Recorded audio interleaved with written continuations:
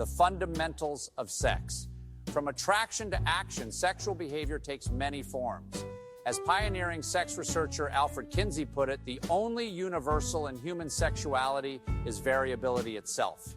Human interest in sex can be thought of as a built-in imperative. Survival of the species depends on it. And although sexual desire tends to wax and wane over the course of one's life, depending on external demands and relationship satisfaction, it often serves as a passport to bonding, intimacy, pleasure, and even human growth and healing. People engage in sexual activity for many reasons. To feel alive, to maintain a vital aspect of human functioning, to feel desirable or attractive, to achieve closeness, or to please a partner they love.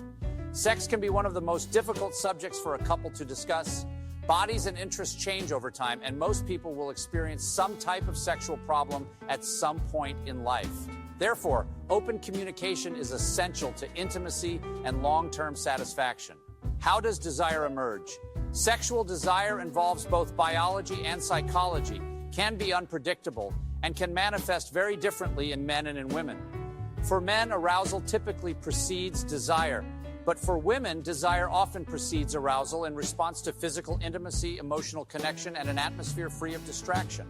Researchers focus on human desire by exploring the interplay of biological influences such as neurohormones and psychological influences such as emotions and relationships. Smell plays an often subtle role in attraction. Research shows that women are attracted to mates whose natural body odor or pheromones signals a genetic profile distinct from their own.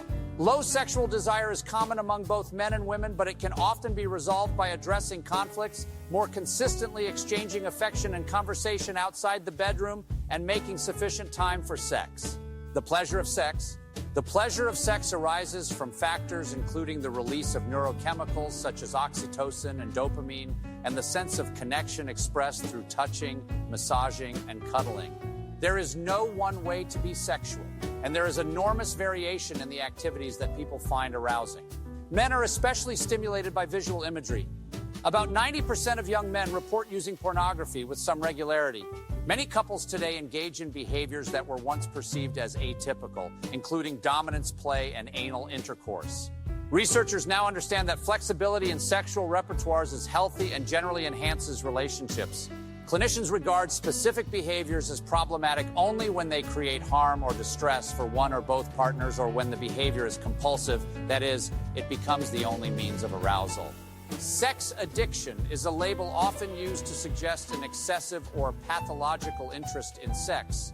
But studies show that this perception is more tied to one's moral or religious outlook than to actual sexual practice. How does sex change over the lifespan? Sexual behavior changes over time, and the trajectory of change may vary between men and women.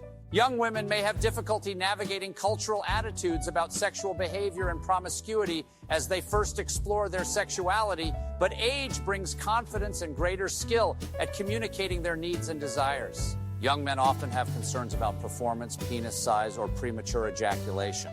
Anxiety is a threat to performance for either men or women.